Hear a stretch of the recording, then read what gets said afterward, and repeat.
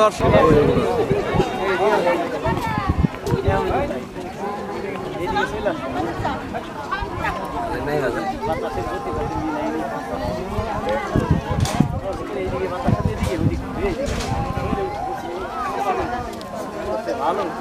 আমাদের জানা যে সে প্রত্যন্ত এত সুন্দর একটি বিমান তৈরি করেছে এই বিষয়ে আপনি কি বলবেন?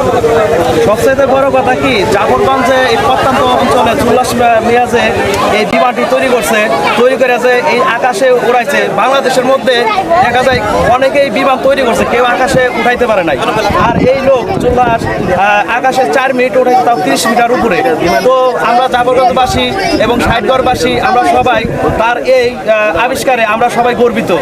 তো আমরা সরকারের কাছে দাবি জানাই যে এই ছেলের পিছনে জুলাস মিয়ার পিছনে যদি অর্থ ব্যয় করে যদি তার একটা ভালো একটা সুযোগ করে দেয়, ঠিক আছে, সে তো এই সামান্য বিমান তৈরি করছে, আকাশে উড়াইছে, সে আমার বিশ্বাস যে প্রফেশনাল ভাবে বড় বিমানও ঠিক আছে তার দ্বারা তৈরি করা সম্ভব। তাই সরকারের কাছে আমরা সবাই জাফরগঞ্জবাসী দাবি জানাচ্ছি যে তার পিছনে অর্থ ব্যয় করে তার ভবিষ্যৎ যেন উজ্জ্বল হয়, এটাই কামনা করতে।